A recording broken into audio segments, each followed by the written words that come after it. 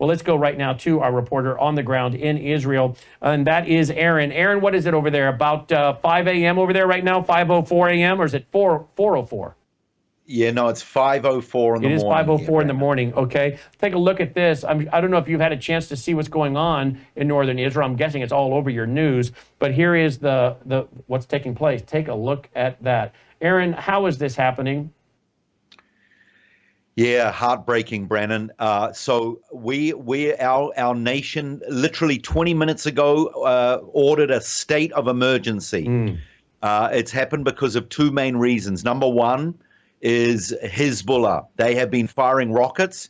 This last month, May, there were approximately 325 missiles fired over. That's an average of 10 per day.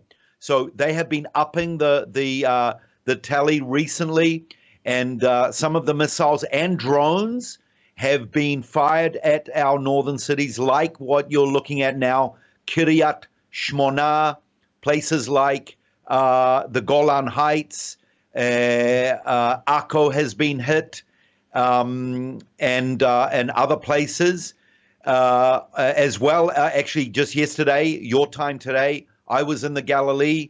On top of the missiles, we've been hit with a heat wave. We're about 110, 115 degrees Fahrenheit, strong winds, which has added fuel to the flames, so to speak. And there you're seeing some more in Tiberias area. And so far, I've been reading 2,500 acres has been burned. But the fire is covering a big region of about 10,000 acres. There's another sight for sore eyes, burning forest fires. And as I mentioned, the state of emergency is because of the danger to some of the residential homes, people living there. And sadly, in places like Kiryat Shmona, I've been mentioning this for months now, approximately 100,000 residents have been uprooted from their homes because of the danger.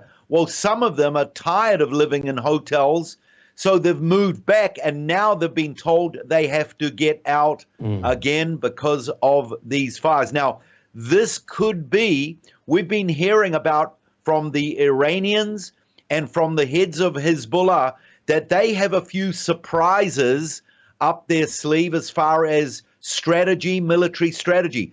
I wonder if this is probably or possibly what they were referring to, Brannon, that they are going to start a different kind of warfare. And it's this kind of warfare. It's burning our fields, our farms, and our cities. But it seems to be working. And the residents up in these areas, they're very upset because they believe that the government, the military are not doing enough. But there you can see some firefighters trying to extinguish the flames. And by the way, for Americans, we have been warning here on this broadcast several times, reading right from Al-Qaeda playbooks, magazines, articles, talking about using fires as a form of terrorism. We have had some horrific fires here in the U.S. over the years, and when that happens, we will often bring on someone like Shahram Hadi and Usama Dakdok, and we're quoting some of these Al-Qaeda publications that have talked about setting fires deliberately as a form of terrorism. So when you talk about this possibly being what was the surprise that you actually warned our audience about last week, that they said they had some surprises up their sleeves for Israel. We reported on that right here. This could indeed be that. But I would just warn Americans, this kind of thing can happen here as well, because we know there are certain parts of the country that are extremely dense. They're not cleaning out those areas. President Trump specifically toured California a few years ago and said, look, you guys need to be doing better at cleaning out these forests so that this kind of thing is not occurring. And yet we know that this would be very ripe for happening here in the U.S. as well. So very interesting that you bring up that this could be flat out terrorists doing this. Well, you know, about 2 years ago, Hamas sent over drones that had balloons and inside of the balloons were kerosene.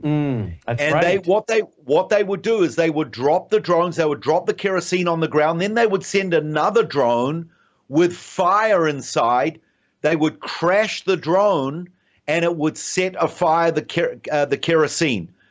So yeah, when I say possibly, probably, it looks like it could be a new phase of this war. Now, I mentioned this in the report earlier, Brannon, that Hezbollah and Iran, they are basically inviting us to a war by doing this. They are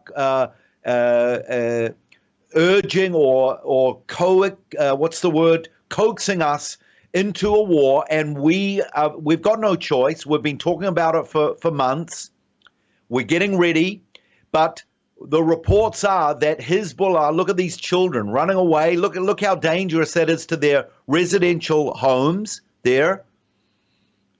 This is another form of terror. It's terrorizing the residents there. Look at how black that smoke is, and the flames are rising pretty high there. Your country is just nonstop.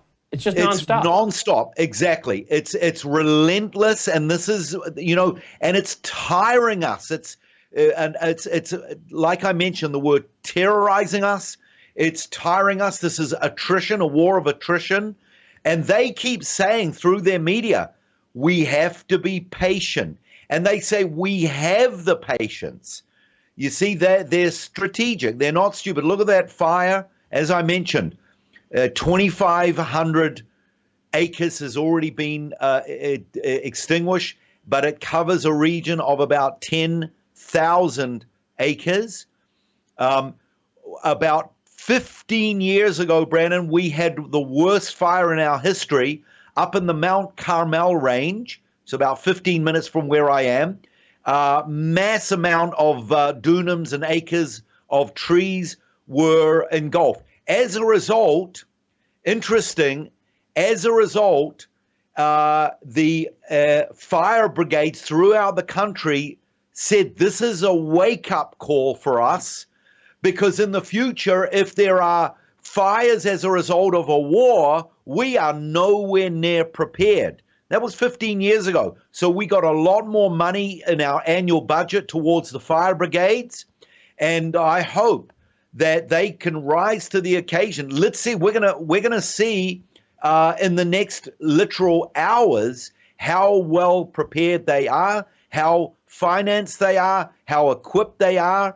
But this is, as I said, it's a state of emergency. I'm actually thinking it's just the sun is, or at least it's starting to get a little bit light outside. I'm actually thinking if there are possibilities of volunteers, I'm definitely going to go up and see if there's any way to help, just hands on the ground, any way to help there. Be careful, and of course, if you can, bring your phone, take some video footage. We'll report back tomorrow. By the way, we had former U.S. Congresswoman Michelle Bachmann on our program tonight. She mentioned she was just in Israel meeting with your president and meeting with members of your Knesset. So she was just on tonight talking about the tragedy of the things going on in Israel. I'm also just now finding out that well-known, famous actor Michael Douglas, Kirk was his dad. Michael Douglas has just been in Israel as well. Listen to this.